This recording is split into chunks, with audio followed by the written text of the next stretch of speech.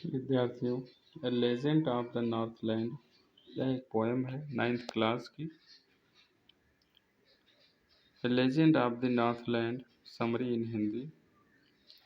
Northland उत्तरी ध्रुव के पास का एक क्षेत्र है जहाँ दिन कम होते हैं क्योंकि सूर्य की किरणें बहुत कम समय के लिए पहुँचती हैं। यहाँ सर्दियों के दौरान रात की अवधि लंबी होती है और दिन छोटे होते हैं। पंक्ति 4 में वह शब्द इस क्षेत्र में रहने वाले लोगों को दर्शाता है। साथ ही कवि का कहना है कि रातों की अवधि लंबी होती है और लोग उनके माध्यम से सो नहीं सकते। कवि इस तथ्य पर जोर देना चाहता है कि रातें बहुत लंबी हैं। यह क्षेत्र बर्फीले क्षेत्र के रूप में गंभीर ठंड की स्थिति का अनुभव करता है। इसके अलावा बारहसिंगा वह जानवर हैं जो ध्रुवीय क्षेत्र में रहते हैं, जिसका उपयोग लोग अपनी ढलान को खींचने के लिए करते हैं। साथ ही कवि कहता है कि बच्चे ध्रुवीय भालू के शावकों की तरह बच्चों की तरह दिखते हैं क्योंकि वे भालू की त्वचा के फर से जो त्वचा पर फर होती है उन फर से बने कपड़े पहनते हैं। पहला 3 के इनलाइन के एक में वे बड़ों को संदर्भित करते हैं और उन्हें बच्चों को संदर्भित करते हैं। इसके अलावा बुजुर्ग युवा लोगों के बारे में एक अजीब और दिलचस्प कहानी बताते हैं।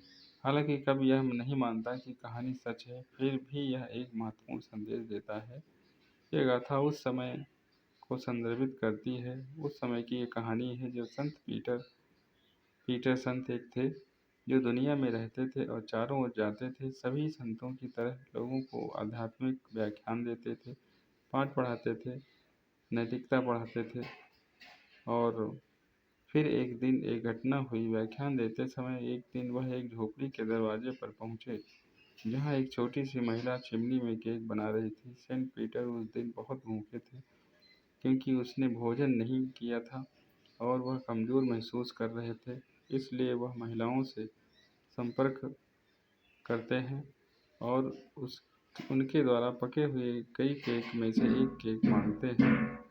महिलाएं स्वार्थी थी और उन्होंने स्टोर से केक नहीं दिया। इसकी जगह वह सेंट पीटर के लिए एक बहुत छोटा केक बनाती है। वह अपनी चीज़ों को साझा नहीं करना चाहती। हालांकि जब वह केक को बेक यानी गर्म करने के लिए रखती है बनाने के लिए, तो उसे लगता है कि उसे छोड़ देना बहुत बड़ी बात है। दुखी महिलाओं ने फिर एक छोटा केक बनाना शुरू किया। उसने यह 3 बार किया लेकिन संत पीटर को कोई केक नहीं दिया। वह कारण है कि जब वह उन्हें खा लिया वे छोटे लग रहे थे, लेकिन जब उसे उन्हें देना था तो उन्होंने किसी को देने के लिए बहुत बड़ा महसूस किया। और अंत में उसने अपनी रसोई के शेल्फ पर सभी केक रखे और संत को कोई केक नहीं दिया। संत पीटर ने क्रोधित होकर उसे शाप दिया क्योंकि वह बहुत भूखा था और कमजोरी भी महसूस कर रहा था। संत ने उससे कहा कि तुम स्वार्थी हो और मनुष्य के रूप में जीने के लायक नहीं हो। वह आगे जोड़ता है कि भगवान ने उसे गर्म रखने के लिए उसे भोजन, आश्रय और आग दी है, लेकिन वह स्वार्थी और लालची हो गया। इसलिए महिलाएं एक ऐसी चिड़िया बन गई जिन्हें पूरे दिन काम करके अपने घर को लकड़ी से बनाना पड़ता था। जब सेंट पीटर ने उसे श्राप दिया तो वह एक पक्षी बन गई और चिमनी से उड़ गई। जब वह उड़ती थी तो उसके सिर पर लाल टोपी होती थी जो महिलाएं पहनती थीं। इसके अलावा जब ग्रामीण इलाकों में लोग और बच्चे इस तरह के सभी तरह के पक्षी को देखते थे, लाल टोपी वाले पक्षियों को देखते थे, तो उनके बड़े उन्हें पक्षी की यह कहानी सुनाते थे कि ये पक्षी एक महिलाओं से पक्षी कैसे बन गए।